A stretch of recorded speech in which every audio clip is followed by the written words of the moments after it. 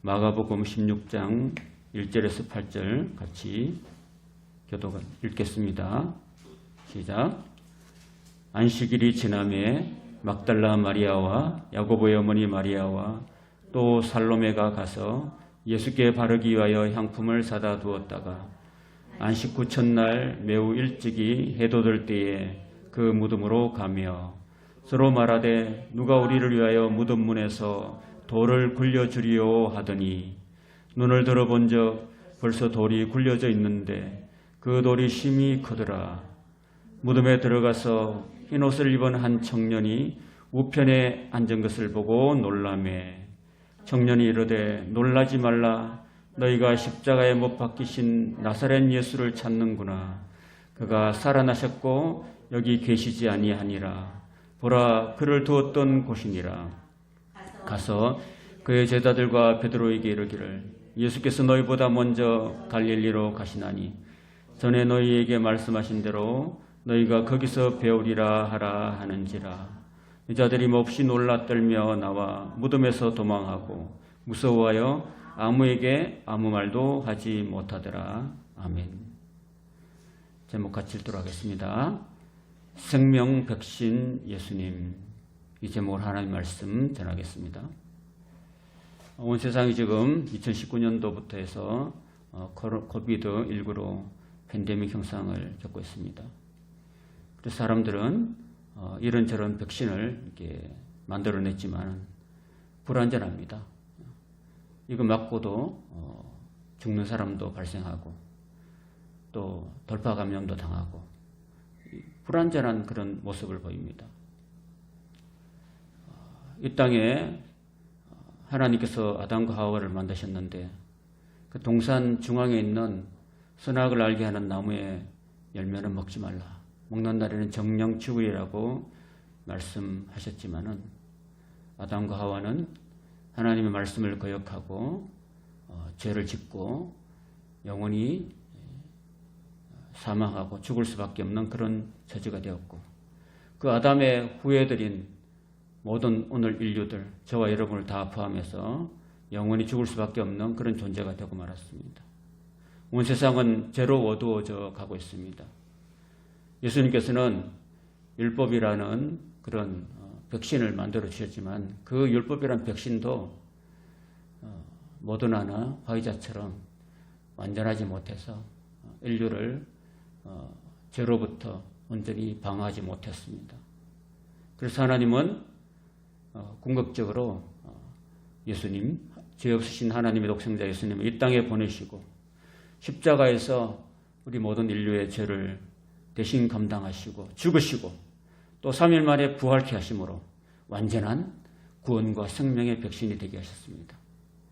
그뿐만 아니라 제자들을 세우셔서 그 생명의 백신 예수님을 만민에게 전하여서 누구든지 믿는 자는 구원 얻도록 은혜를 베풀어 주셨습니다.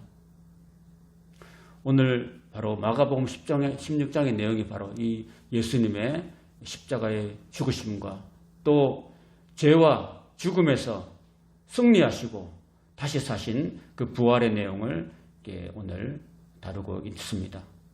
16장의 내용을 간략하게 말씀드리면 먼저 안식 후 첫날에 예수님께서 부활하셨던 소식, 그 소식을 천사들이 여인들에게 전해주었는데 여인들의 반응은 무서움으로 아무에게도 아무 말도 못하였다고 기록합니다. 이후에 예수님은 막달라 마리아와 그리고 엠마오로 내려가는 두 제자에게 나타나셔서 말씀을 통해서 예수님의 부활을 일러주셨으면 그리고 나타내 보여주셨고 이 막달라 마리아와 두 제자가 12제자에 이르가서 내가 예수님을 보았다. 부활하신 예수님을 보았다고 이야기해도 그들은 믿지 못하였습니다. 그래서 예수님께서는 그 12제자가 다 있는 곳에 나타나셔서 그들의 불신앙과 마음의 완악함을 책망하셨습니다. 그런 다음에 만민에게 복음을 전파를 당부하시고 그 복음 전파를 통해서 믿는 자는 믿고 세례를 받는 자는 다 구원을 얻게 될 것이고 믿지 않는 자는 정죄를 당할 것이라 말씀하셨고 성천하셨습니다. 그리고 복음 전하는 제자들에게 주께서 함께 역사하사 말씀을 확실히 정언하시는 내용이 마가복음 16장 전체의 간략한 요약이라고 할 수 있습니다.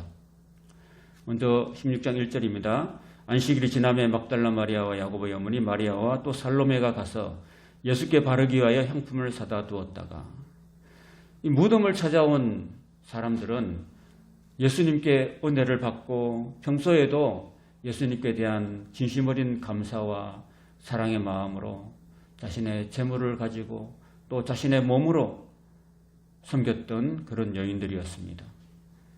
심지어 예수님께서 돌아가신 후에도 그 사랑과 섬김과 애정은 지속되었습니다. 여러분, 은혜 받은 사람이 감사하죠. 은혜 받은 사람이 예수님을 섬기는 거예요. 사랑받은 사람이 사랑을 주는 거고 또 예수님을 사랑하는 것입니다. 이런 막달라 마리아와 야고보의 어머니 마리아와 살로메, 이들은 다 예수님을 사랑해서 무덤에까지 갔던 것입니다. 이들처럼 오늘 우리도 예수님께 은혜 받고 사랑받아서 예수님을 섬기고 감사하며 예수님을 더욱더 사랑하시는 우리가 되시기를 주님의 이름으로 축원합니다. 이들이 향품을 사서 바르려고 했던 것은 마치 일주일 전에 베다니 마리아가 예수께 향유를 부어드린 마음과 같았습니다. 물론 예수님을 십자가에서 내린 다음에 니고데모가 가져온 몰약을 예수님의 시신에 이미 뿌렸지만 그에 대해서 이 향품을 여인들이 바르려고 했던 것은 예수님께 대한 존경과 사랑의 마음이 있었기 때문이었습니다. 그렇게 하고 함으로써 또 시신의 썩는 냄새도 방지할 수가 있었던 것입니다. 2절 안식 후 첫날 매우 일찍이 해돋을 때에 그 무덤으로 갔다라고 합니다. 안식 후 첫날 매우 일찍이 간 이유는 예수님의 시신이 더 이상 부패되지 않도록 최대한 빨리 달려갔던 것입니다. 지금 무덤으로 달려가는 이 여인들은 언젠가 자신들도 그 무덤에 자신들이 들어갈 것을 우리가 압니다. 그런 면에서 이 말씀을 통해서 우리가 한번 생각해 볼 점은 모든 사람은 저와 여러분을 포함해서 다 각자에게 죽음이 시시각각 임한다는 사실입니다. 그리고 그 죽음 이후에 나에게 심판이 있음을 성경은 말씀하십니다. 그래서 이 땅에 살 동안 우리는 영원한 심판에 대비해서 미리미리 준비하는 그런 지혜로운 인생이 되어야 합니다. 그 대비는 무엇입니까? 오직 영원한 죽음을 가져오는 이 죄의 문제를 우리 인간의 힘으로는 해결할 수가 없습니다. 오직 죄 없으신 하나님의 아들 독생자 예수 그리스도께서 이 땅에 오셔서 십자가에서 우리 대신 대속의 죽음을 당하시고 3일 만에 다시 사심으로 말미암아서 우리에게 심판 대신 구원을 얻게 하신 것입니다. 바로 그것을 믿는 것이 우리의 대비책인 줄로 믿습니다. 3절 서로 말하되 누가 우리를 위하여 무덤 문에서 돌을 굴려주리요 하더니 눈을 들어본 적 벌써 돌이 굴려져 있는데 그 돌이 심히 크더라. 이 여인들의 그 행동을 보면 일단 행동부터 먼저 합니다. 그 돌이 분명히 무덤을 큰 돌로 이렇게 막아놓은 걸 알았거든요. 근데 그걸 알면서도 일단은 어떻게 되겠지 하고 일단 행동부터 했습니다. 걱정은 나중에 하고. 근데 이제 막상 가다 보니까 야, 그 돌 어떻게 굴려내지? 그 아래 우리가 예수님의 시신에 향품을 발라야 되는데 어떻게 하면 좋지 하고 이렇게 갔던 거죠. 어떻게 보면 무대책이고 무대뽀라고 할 수 있습니다.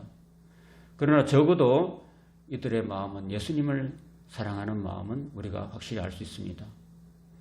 저와 여러분이 인생 살면서 무엇이든지 주님을 사랑하고 주님 뜻대로 나아가면은 주님께서 천사들을 보내셔서 내가 감당할 수 없는 크고 무거운 돌들도 다 치워주시는 경우가 많은 것을 믿습니다. 그러기에 너무 걱정하지 말고 돌 걱정하지 마시고 먼저 그의 나라와 그의 의를 구하면 우리가 주님을 진심으로 사랑하면서 살면은 예수님을 섬기고 살면은 적어도 하나님께서는 저와 여러분의 인생에 다가오는 큰 돌을 다 치워주실 뿐만 아니라 하나님을 사랑하고 그때로 사는 사람들에게는 적어도 먹고 사는 문제는 우리가 염려하지 않도록 하나님께서 공급해 주심을 믿습니다. 마태복음에 의하면 여인들이 갈 때 큰 지진이 일어났다고 합니다. 그리고 천사가 내려와서 무덤에 돌을 옮기고 그때 무덤을 지키는 군병들이 그 광경을 보고 사시나무 떨듯이 죽은 자 같이 되었다고 기록합니다. 여러분, 천사가 내려와서 돌을 굴려낸 이유가 뭐겠습니까? 그 부활하신 예수님께서 빠져나오도록 문을 열었을까요? 우리는 그렇게 보통 생각하기 쉬운데 그럴 수도 있겠지만은 또 다른 이유가 뭐냐 하면은 예수님은 이미 돌을 굴려냈을 때 거기 안 계셨어요. 그렇다면은 그 무덤 안에 계시지 않는다는 사실을, 부활하셨다는 사실을 무덤을 찾아온 여인들에게 또 군병들에게 보여주기 위함이었다는 것입니다. 무덤에 들어가서 흰옷을 입은 한 청년이 우편에 앉은 것을 보고 놀랐다. 이 흰옷을 입은 한 청년은 천사를 말하고 있습니다.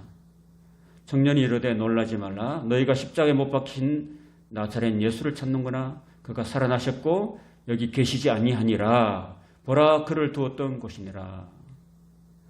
여러분, 예수님이 살아나셨던 이 사실은 죽었던 나사로가 살아났잖아요. 또 나인성 과부의 아들이 또 살아났잖아요. 그런 소생이 아닙니다.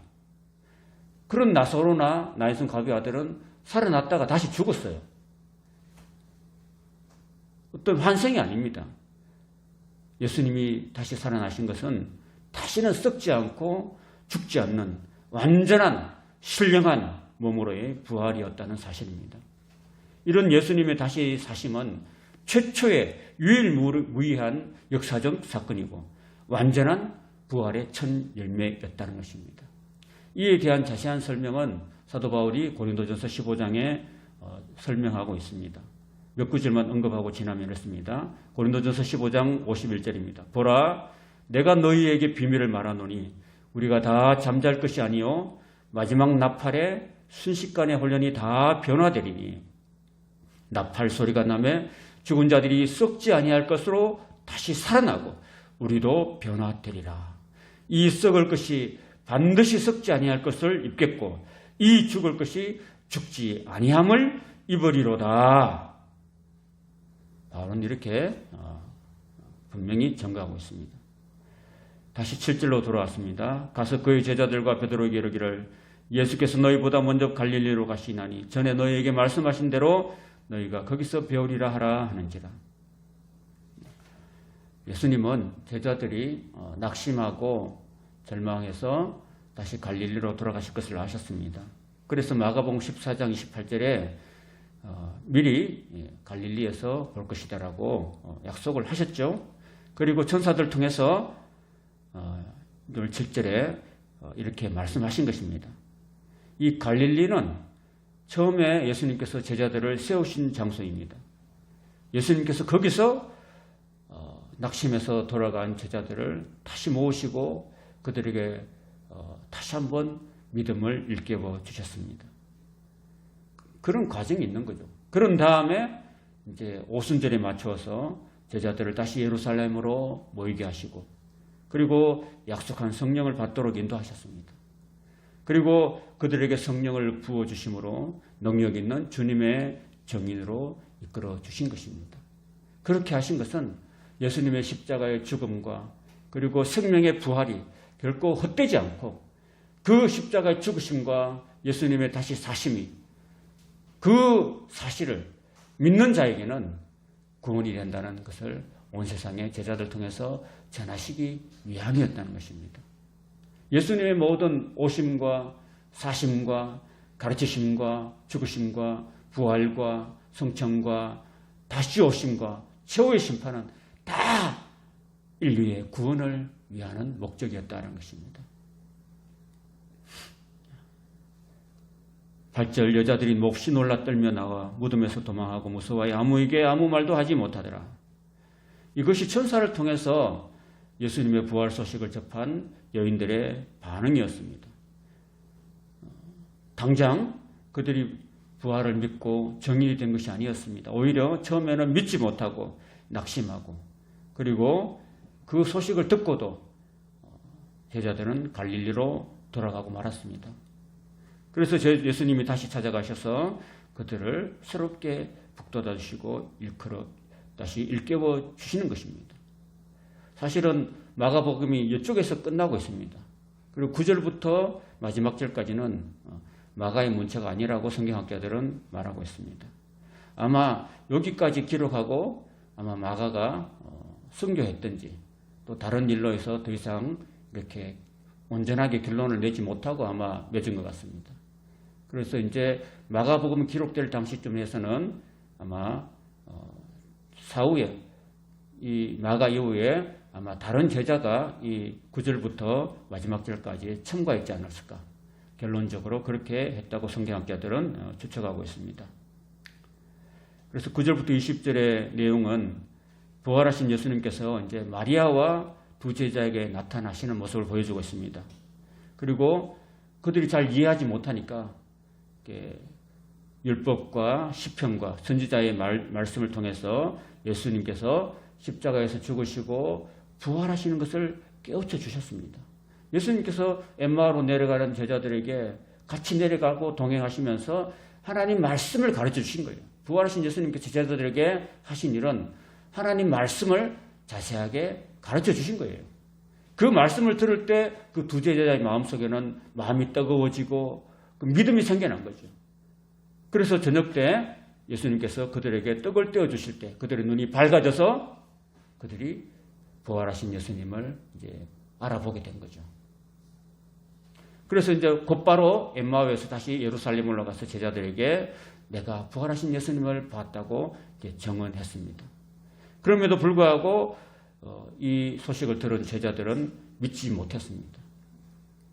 그래서 예수님께서 그 11제자가 모이는 곳에 일부러 찾아가셔서 그들의 믿음 없음과 마음의 완악함을 책망하시고 있습니다.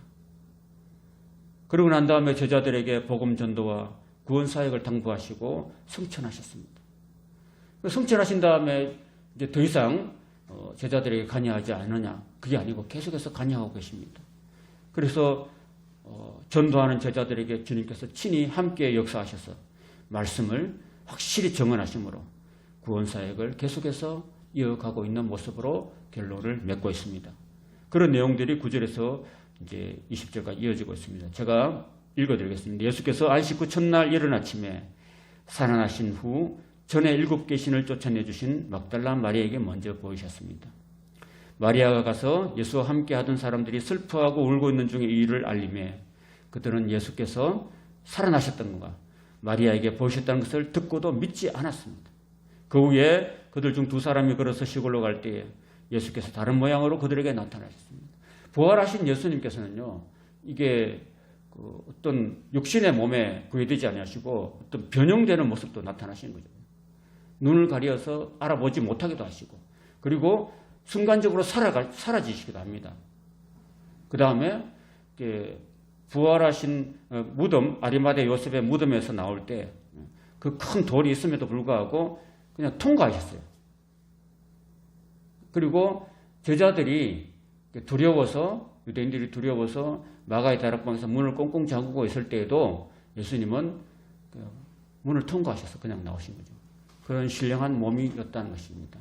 그래서 부활하신 예수님의 몸은 공간과 시간을 초월하는 그런 신령한 몸이었다는 사실입니다. 그리고 우리도 부활할 때 그런 몸이 될 것이라는 것을 우리에게 미리 보여주시는 것입니다. 2사람이 가서 남은 제자들에게 알리었을 역시 믿지 않았습니다. 이 내용은 누가복음에 기록되어 있습니다. 그 후에 11제자가 음식 먹을 때 예수께서 그들에게 나타나사 그들의 믿음 없는 것과 마음이 완악한 것을 꾸짖으시니 이는 자기가 살아난 것을 본 자들의 말을 믿지 아니함이어라. 또 이르시되 너희는 온 천하에 다니며 만민에게 복음을 전파하라. 믿고 세례를 받은 사람은 구원을 얻을 것이요 믿지 않는 사람은 정죄를 받으리라. 여러분, 예수님께서 십자가의 죽으심과 부활을 통해서 이루신 구원과 그 생명을 우리가 얻는 방법은 그걸 믿는 거예요. 믿고 세례를 받는 것입니다. 여러분, 세례는 물에 잠긴다. 밥티죠. 물에 잠기면 죽는 거죠. 세례는 죽음을 의미합니다. 세례는 예수님의 죽으심과 합하여서 나의 옛자를 십자가에 못 박고 죽이는 것이에요. 그러고 난 다음 예수님께서 다시 사심같이 예수님의 새 생명으로 내가 거듭나는 것을 세례라고 말합니다. 그렇게 믿고 세례를 받는 사람에게 하나님의 구원의 은혜가 임한다는 사실입니다. 반면에 예수님의 십자가의 대속의 죽음과 그 생명의 부활을 믿지 않는 사람에게는 사람은 당연히 세례도 받지 않겠죠. 그런 사람은 하나님의 구원의 은혜를 거부했기 때문에 죄를 용서받을 수도 없고 정죄를 받아서 영원한 심판을 면치 못하게 됩니다. 믿는 자들에게는 이런 표적이 따르니 곧 그들이 내 이름으로 귀신을 쫓아내며 새 방언을 말하며, 여러분, 믿는 자에게는 복음 전도의 사명이 따르는 것입니다. 그 복음을 전하는 사람에게 주님은 이런 능력의 표적이 따를 것이라고 말씀하십니다. 그 첫 번째가 바로 귀신을 쫓아낸다는 것입니다. 예수님께서 그라사 군대 귀신 들린 사람을 치유하시고 그 귀신 들은 것을 다 쫓아내주셨잖아요.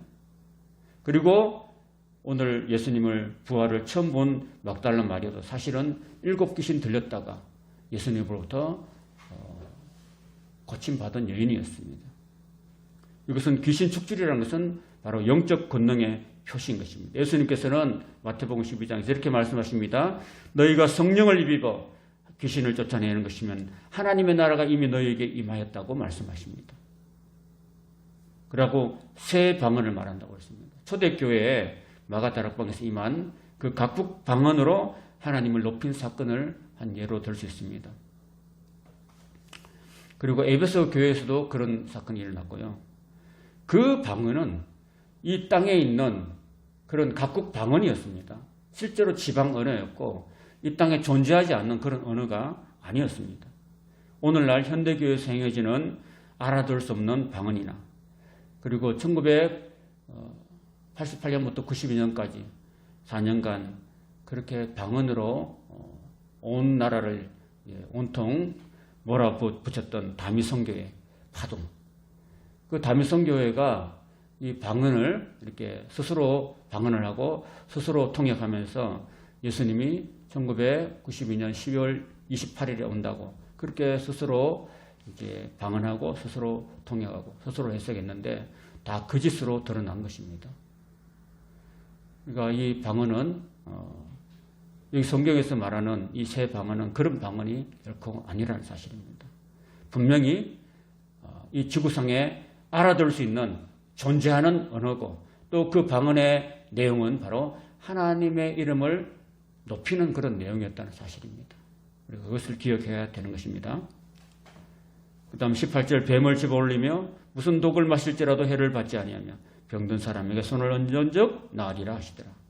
뱀을 집어올린다는 사실, 사실 이 내용은 성경에 없습니다. 성경에 그런 내용이 없는데 비슷한 그런 예로서는 복음 전하러 로마로 가던 중에 지중해에서 큰 풍랑을, 유라굴로라는 큰 풍랑을 만나서 멜리드의 섬이라는 곳에 그렇게 표류한 사도 바울이 그 동행했던 모든 사람들, 군인들 포함해서 죄인들 포함해서 276명이나 되는 사람들이 물에 빠져가지고 이 추위에 떠는 그들의 몸을 녹이기 위해서 그 멜리드 섬에 불을 피우려고 나뭇가지를 옮길 때 그 가지에서, 나뭇가지에서 나온 뱀이 바울을 물고 있었습니다. 이 독사가 물고 있는데도 바울은 죽지 않았습니다. 그 모습을 본 토인들이 바울을 신이라고 한 사건이 사도행전에 기록되어 있습니다. 이것도 하나의 표적이라고 할 수 있습니다. 그 다음에 무슨 독을 마실지라도 해를 받지 아니하리라 그랬습니다. 이것도 신약 성경에는 이런 독을 마시고 해를 받지 않는 그런 내용은 기록이 없습니다. 다만 초대교회 때 외경이라고 있는데 그 외경에 의하면은 사도 요한이 로마의 도미티아누스 황제 앞에서 독을 마셨는데 죽지 않았다는 기록이 있습니다. 결국은 이런 표적들은 귀신을 쫓아내고 새 방언을 말하고 뱀을 집어 올리고 무슨 독을 마실지라도 핵을 받지 아니하고 병든 사람에게 손을 얹어 낫는 이런 모든 표적들은 그 목적이 뭐냐 하면은 예수님의 생명의 복음을 전하는데 도움 역할을 했다라는 것입니다. 자, 이 주 예수께서 말씀을 마치신 후에 하늘로 올려주사 하나님 우편에 앉으셨습니다. 예수님의 이 성천 사건은 예수님이 바로 하늘로부터 오신 분이라는 것을 증거하고 있습니다. 이 성천 사건을 목격한 제자들은 더 이상 낙심해서 고향으로 물고기 잡으러 가지 않았습니다. 그리고 더 이상 예수님의 부활도 의심하지 않았습니다.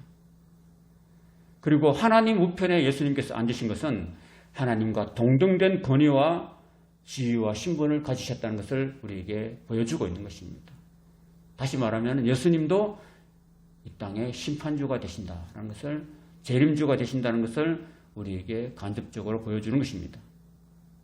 마지막 20절입니다. 같이 읽겠습니다. 제자들이 나가 두루 전파할세 주께서 함께 역사하사 그 따르는 표적으로 말씀을 확실히 증언하시니라. 마태복음 28장에 의하면 제자들에게 주신 이 지상명령은 온 천하에 다니며 만민에게 복음을 전파하라는 말씀이었습니다. 그럴 때, 복음을 전할 때 하늘에 계신 주님께서 하늘에만 앉아 계시지 않고 전파하는 그들과 함께 역사하신다는 사실입니다. 승천하신 주님은 결코 하늘에서 그냥 가만히 앉아서 제자들이 어떻게 하는 것을 관망하신 것만 아니라 제자들이 나가서 두루 복음을 전파하는 가운데 주님께서 함께 하시고 함께 역사하셔서 제자들이 전하는 말씀을 더 확실히 증언하시는 그런 역할을 주님께서 감당하신다는 것입니다. 주님은 지금도 성령 충만하여서 주님을 전하는 전도자와 함께 일하시고 구원의 역사를 이루어 가신 줄로 믿습니다. 아멘. 말씀을 정리합니다. 예수님은 제자들의 불신앙과 상관없이 십자가를 지시고 자신의 몸을 찢고 피를 다 흘려주심으로 인간의 죄를 다 청산해 주셨습니다. 그리고 더 이상 죽음에 머무르지 않으시고 죽음을 이기고 완전한 부활의 첫 열매가 되셨습니다. 예수님께서 스스로가 구원의 완전한 백신을 완성시키셨습니다. 그리고 제자들을 세우셔서 그 구원의 백신인 예수님을 온 세상에 전파하도록 명령하셨습니다. 오늘 저와 여러분들은 이 사명을 동시에 함께 받았습니다. 예수님은 제자들에게 성령을 부어주시고 복음 전도의 사명을 감당하게 하실 뿐만 아니라 복음을 전파하는 제자들과 함께 역사하심으로 한 영혼이라도 더 구원하시려고 구원 사역을 오늘날도 역사 성취시키고 계신다는 사실입니다. 오늘 인류는 코로나19보다도 더 지독한 죄와 멸망의 팬데믹에 처해 있습니다. 그렇기 때문에 하나님 아들 예수님이 우리를 살리기 위해서 2000년 전에 이 땅에 오신 것입니다. 그리고 우리 죄를 대신해서 죽으신 것입니다. 그리고 3일 만에 죽음을 이기시고 부활하신 것입니다. 그래서 멸망과 심판으로부터 우리 인류를 구원하시는 완전한 구원의 백신, 생명의 백신이 되신 것입니다. 이 예수님의 구원과 이 생명의 이 백신을 우리가 먼저 맞고 나아가서 우리 이웃에게 예수님을 전해서 하나님의 구원과 생명을 얻도록 우리 남은 생에 주님의 정인되는 사명을 잘 감당할 수 있기를 예수님 이름으로 축원합니다. 아멘. 살아계신 주 하나님께 찬양 드리겠습니다.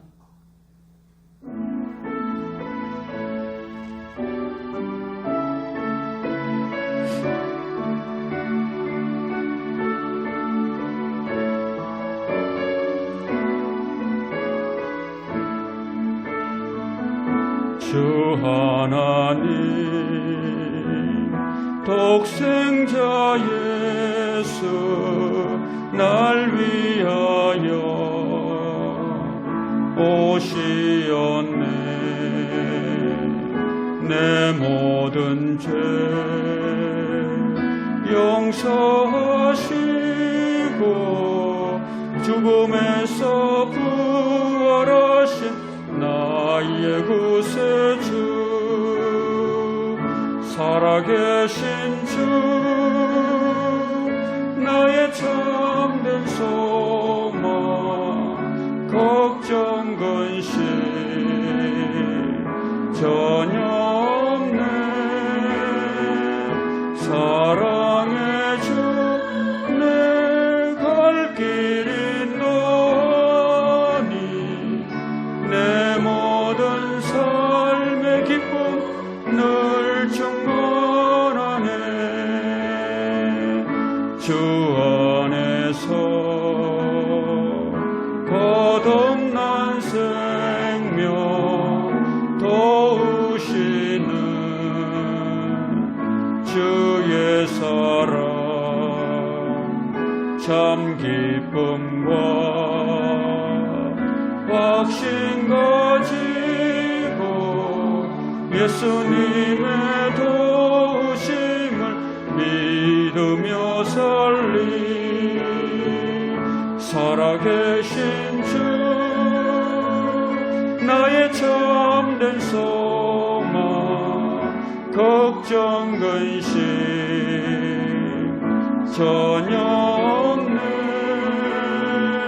사랑의 주 내 갈 길이 너니 내 모든 삶의 기쁨 늘 충만하네 그 언젠가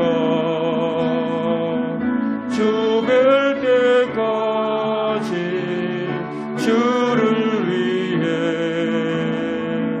싸우리라 승리의 길 멀고 험해도 주님께서 너의 앞길 지켜주시리 살아계신 주 나의 참된 소망 걱정 근심 전혀 없네 사랑의 주 내 갈 길이 너니 내 모든 삶의 기쁨 늘 충만하네 기도하겠습니다. 하나님 아버지 오늘 주님의 빈 무덤 사건을 통하여서 우리를 위해서 십자가에 죽으신 예수님께서 죄와 죽음을 이기시고 더 이상 사망과 무덤에 머무르지 않으시고 완전하고 신령한 몸으로 다시 부활하셔서 부활의 첫 열매 되시니 감사합니다. 우리도 예수님처럼 주님 다시 오실 때 예수님같이 신령한 몸으로 부활할 것을 믿습니다. 오늘 이 땅에 저희가 살면서 소망 없는 세상 사람들처럼 썩어질 육신의 정욕, 안목의 정욕, 이생의 사랑을 쫓아서 헛되게 분야하며 싸우고 요동치지 말게 하시옵소서. 영원한 부활과 천국의 소망을 가지고 완전한 구원과 생명의 백신 되신 예수님을 우리가 온전히 믿고 또 믿지 않는 온 세상에 전하여서 많은 영혼이 구원 얻도록 인도하여 주시옵소서. 이제는 부활의 첫 열매 되시고 완전한 구원과 생명의 백신 되신 우리 주 예수 그리스도의 은혜와 독생자를 이 땅에 보내신 하나님 아버지의 무한하신 사랑하심과 성령님의 임재하심과 권능이 오늘 이 시대를 살아가며 우리의 남은 생에 주님의 정인이 되어서 많은 영을 주께로 이끌기 원하는 모든 이에게 늘 함께 하시기를 간절히 축원하옵나이다. 아멘.